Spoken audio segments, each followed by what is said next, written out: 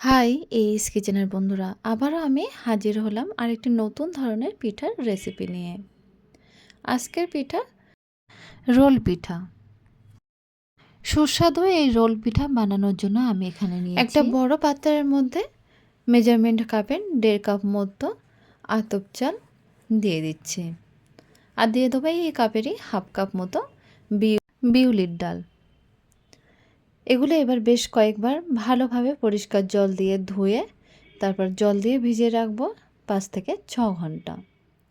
দেখুন পরিষ্কার করে ধুয়ে নিয়েছি, এখন 5-6 ঘন্টা ভিজিয়ে রাখবো। 5-6 ঘন্টা হয়ে গেছে, এখন ঢাকনাটা তুলে নিলাম। দেখুন ডালগুলো আর চালগুলো কিন্তু দেখেই বোঝা যাচ্ছে ভিজে একটু মোটা হয়ে গেছে। আর সাথে নিয়ে নিয়েছি 1 বাটি ছানা, 1 বাটি খোয়া ক্ষীর পেস্ট করে নিয়েছি, 1 বাটি নিয়েছি গ্রেট করা নারকেল, 1 বাটি টক দই এবং 1 বাটি খেজুর রসের গুড়। প্রথমে চাল এবং ডালগুলো একটা ব্লেন্ডার জারের মধ্যে দিয়ে বেশ ভালোভাবে মিহি করে পেস্ট করে নেব। অল্প একটু জল দিয়ে দিচ্ছি, আর দিয়ে দেবো ছোটো চামচের 1/2 চামচ লবণ এবং 3টে গরম মশলা। এগুলো দিয়ে বেশ ভালোভাবে একটু সময় নিয়ে মিহি পেস্ট করে নেব।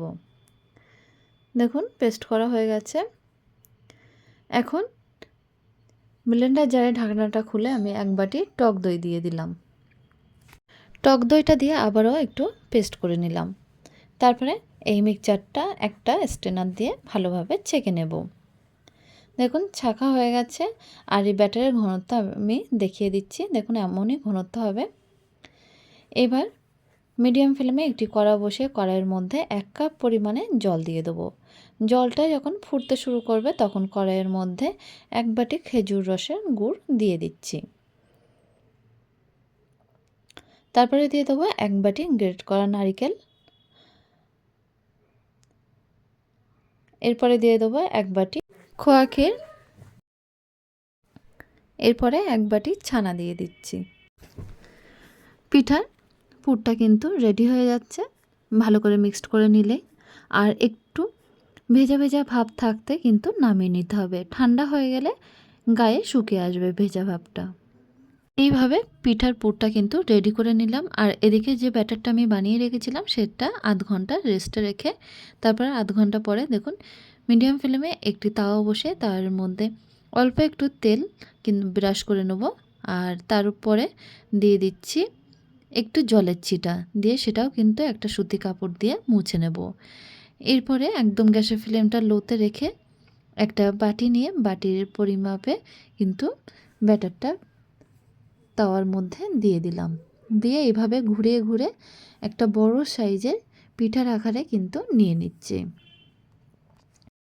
গ্যাসের ফ্লেমটা আবারও মিডিয়ামে রেখে দেখুন পিঠাটা যখন সাইড থেকে একটু শুকনো ভাব চলে এসে এই সময় আমি দিয়ে দেবো যে পুরটা করে রেখেছিলাম সেই পুরটা দিয়ে দিচ্ছি। তারপরে 3 থেকে 4 মিনিট মতো হাই ফ্লেমে রেখে দেবো। রেখে দিয়ে রোল করে নেব।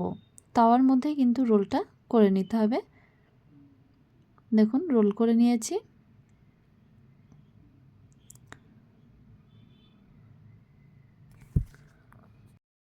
পিঠাটার ওপরে একটু তেল ব্রাশ করে নিচ্ছি, তারপরে উল্টে দিয়ে একটু হালকা করে ছেঁকে নেব। এইভাবে সমস্ত রোল পিঠাগুলো কিন্তু আমি বানিয়ে নিয়েছি। দেখুন সমস্ত রোল পিঠাগুলো একেবারে বানানো রেডি। এখন এগুলো একটু পিস পিস করে কেটে নিয়ে আপনাদের দেখাচ্ছি। দেখুন এমন হয়েছে দেখতে। এই পিঠা 2 থেকে 3টে তৈরি করলে কিন্তু অনেকগুলো হয়ে যাবে। আর দেখুন কত সুন্দর দেখাচ্ছে, আর খেতেও অনেক টেস্টি। বাচ্চা থেকে বড় সবারই খুব ভালো লাগবে। তাহলে বন্ধুরা আর দেরি না করে একদিন বাড়িতে অবশ্যই বানিয়ে ফেলুন এই পিঠাটা। রোল পিঠা খেতে কিন্তু খুবই টেস্টি। আর বানানোর পরে অবশ্যই আমাকে কমেন্ট করে জানাবেন। আর এখনও পর্যন্ত যদি আমাদের চ্যানেলটা সাবস্ক্রাইব করে না থাকেন তাহলে সাবস্ক্রাইব করার জন্য অনুরোধ থাকলো।